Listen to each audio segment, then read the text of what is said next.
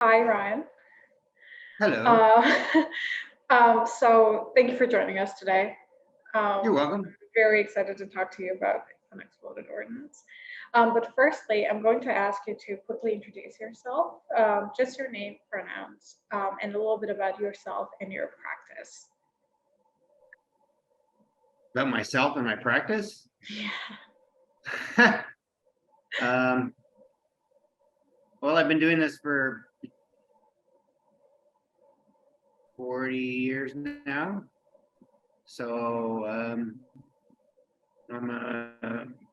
I've been I started out as an actor, did some playwriting.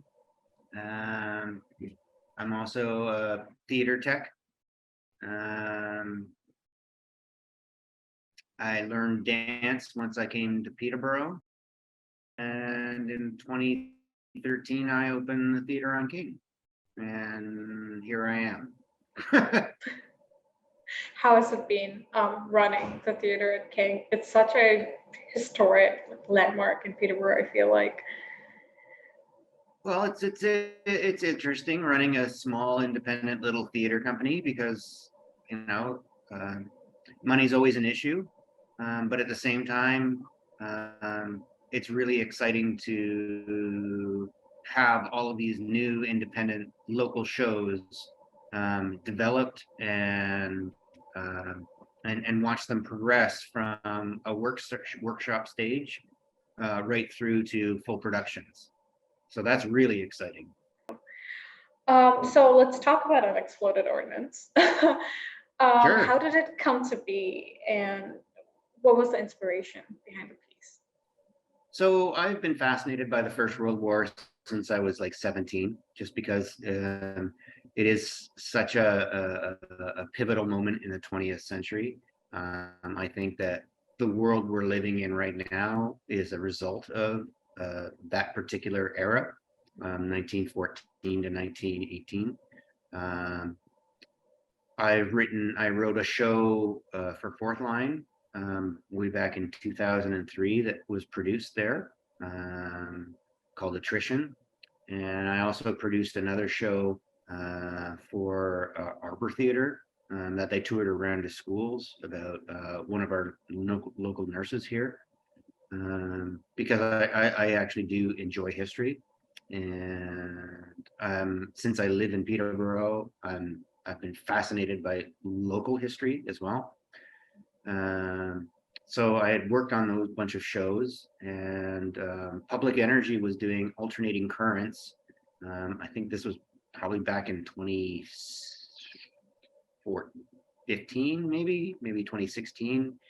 And so my space, the Theater on King, was being used as the vehicle for people to create in. And I was one of the artists that got accepted.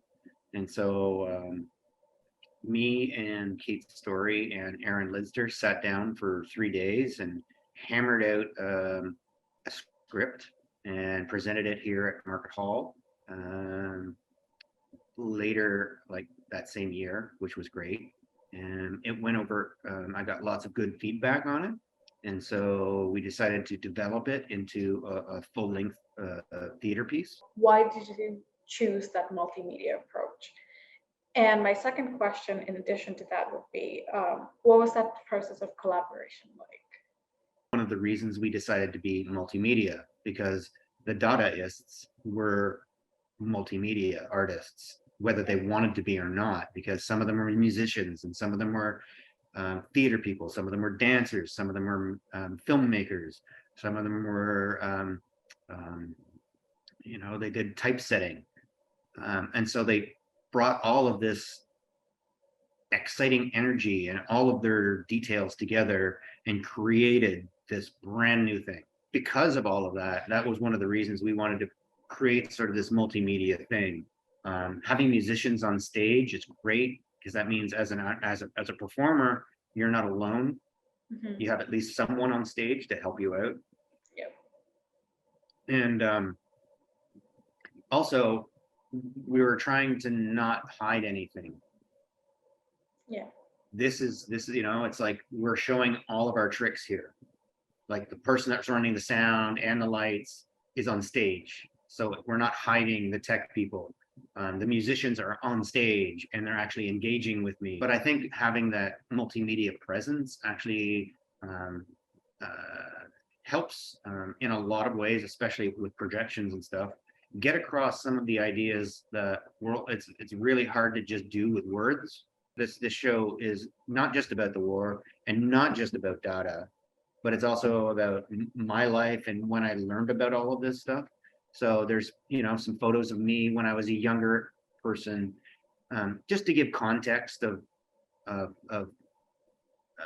of who I was and of the era at the time when I was going through it. And also with the projections, for example, and again, some of the stuff almost no one knows about the Dada movement.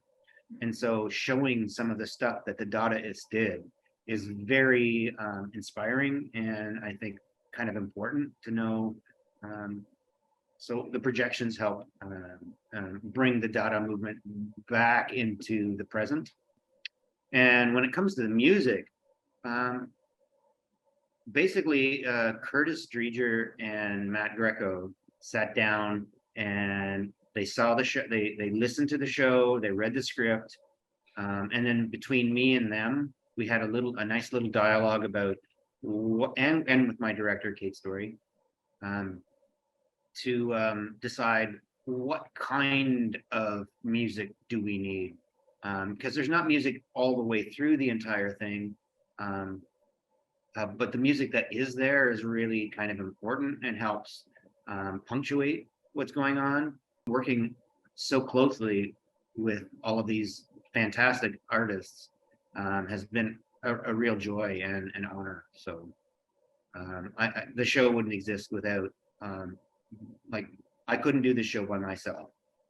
We need the director, we need the projectionist, we need the lighting person, we need the musicians, and together we all cobbled together something kind of Dada.